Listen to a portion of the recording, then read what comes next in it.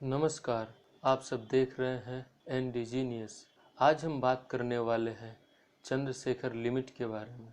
तो चंद्रशेखर लिमिट क्या है? चंद्रशेखर लिमिट एक ऐसी सीमा है जो यह तय करती है कि किसी तारे का अंत कैसे होगा।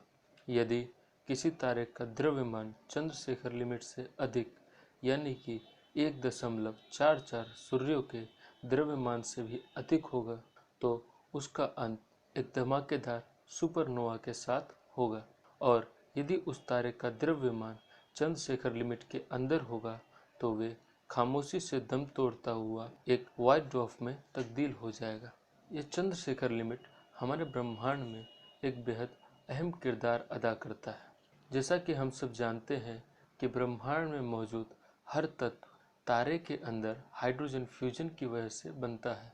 यह सभी तत्व तारे के अंत तक तारे के अंदर ही मौजूद रहते हैं। यदि किसी तारे का द्रव्यमान चंद्रशेखर लिमिट के अंदर होगा तो उसका अंत धमाकेदार नहीं होगा, जिसकी वजह से उसके द्वारा उत्पन्न किए गए ज्यादातर तत्व उसी के अंदर रह जाएंगे। परंतु यदि उस तारे का द्रव्यमान चंद्रशेखर लिमिट से अधिक होगा तो उसका अंत एक धमाके के साथ होगा, जिसकी वजह से उसके द्वारा उत्पन्न किए गए ज्यादातर तत्व ब्रह्मांड में चारों ओर फैल जाएंगे। और इतना ही नहीं, कोई भी तत्व जिसका भार लोहे से अधिक हो वे किसी तारे के अंदर नहीं बन सकता। ऐसे तत्व किसी सुपरनोवा विस्फोट के दौरान बनते हैं। सोना, चांदी और कॉपर जैसे जीवन के लिए अति महत्वपूर्ण तत्व सुपरनोवा विस्फोट के दौरान ही बनते हैं।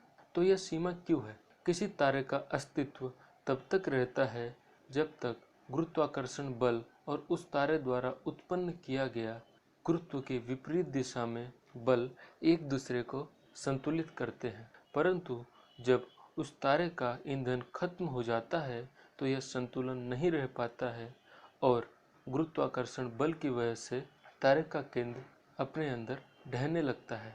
वह तब तक ढहता रहता है जब तक तारे को इलेक्ट्रॉन डिजनरेसी प्रेशर द्वारा गुरुत्वाकर्षण की विपरीत दिशा में सहारा नहीं मिल जाता। अब वे एक व्हाइट ड्वार्फ में तब्दील हो चुका होता है, परंतु इलेक्ट्रॉन डिजनरेसी प्रेशर द्वारा तारे के केंद्र को सहारा मिलने की एक सीमा होती है। यदि उस तारे का द्रव्यमान चंद्रशेखर लिमिट से अधिक होगा तो इलेक्ट्रॉन डिजनरेसी प्रेशर इतना ताकतवर नहीं रहता कि वे गुरुत्वाकर्षण को रोक सके और तारे का केंद्र और ज़्यादा ढहने लगता है और वे एक न्यूट्रॉन स्टार में तब्दील हो जाता है। यदि उस तारे का द्रव्यमान और भी ज़्यादा अधिक होगा तो वे एक ब्लैक होल में तब्दील हो जाता है। इस सीमा के बारे में सबसे पहले सुब्रमण्यम चंद्रशेखर ने बताया था। धन्यवाद। आप सब देखते रहिए इंडिजीनियस।